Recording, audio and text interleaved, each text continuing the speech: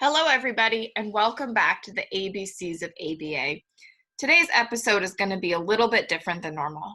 Instead of talking about a new strategy that you might use at home to help with behaviors, we're going to provide some real life examples of what reinforcement is. Before we get to that, though, I want to just give you a quick reminder of what reinforcement really is. So reinforcement occurs when a behavior is paired with a consequence, and as a result, that behavior occurs more frequently in the future. Okay, so now let's get to some real life examples. Your kiddo is raising their hand. That's the behavior. What happens? You stop and you pay attention to them. You find out what they need or what they want, and you help them get those needs met.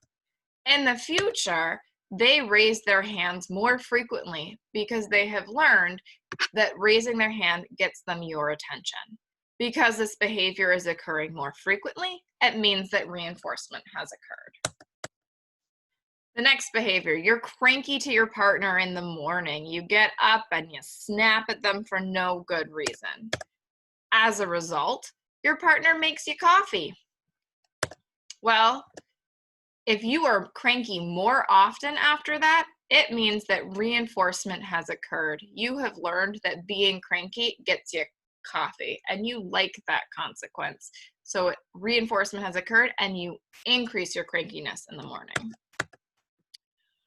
This is a really good real life parenting example. You take your kiddo to the store because you got to grab a few things for dinner. Well, they're tantruming on the floor because they want a chocolate bar.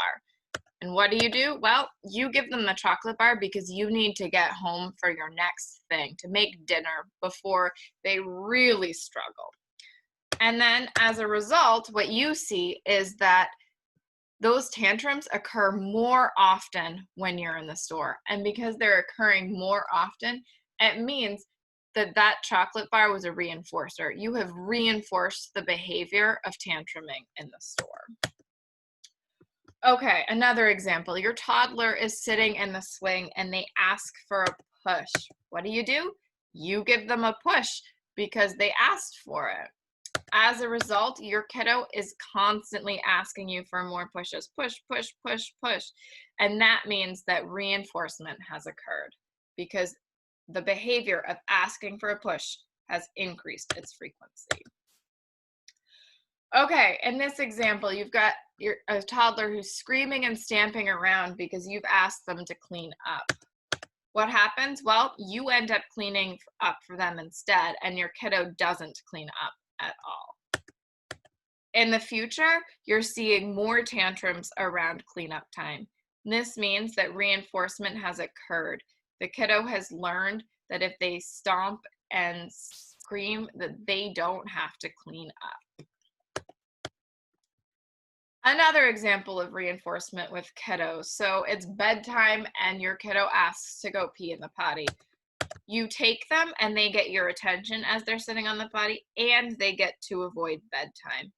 In the future, you notice that your kiddo is asking to go pee in the potty more and more at bedtime. That means that reinforcement has occurred. Exercising, you do it once or twice a week, but that's it. Well, you do it once and afterwards your headache and your cramps go away. So you start exercising more each day. Because you're increasing your frequency of exercising, that means that it has been reinforced.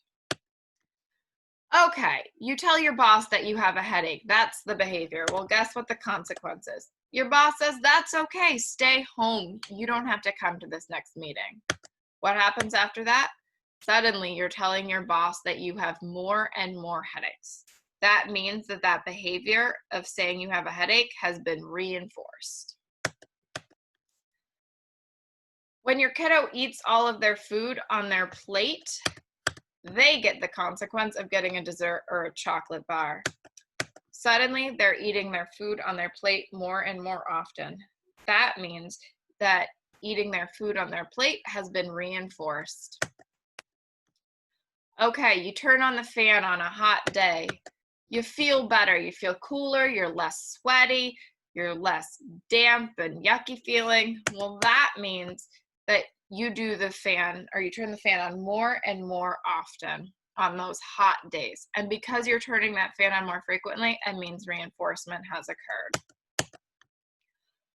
Okay, you throw your kiddo over your shoulder like a sack of potatoes. That's the behavior. What happens as a consequence? She giggles. She absolutely loves it. So what happens after that?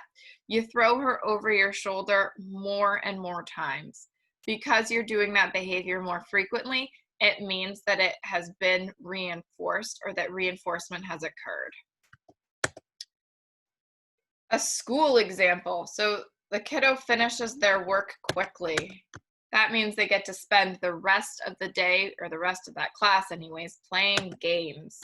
As a result, you as a teacher see that they're finishing their work more and more quickly.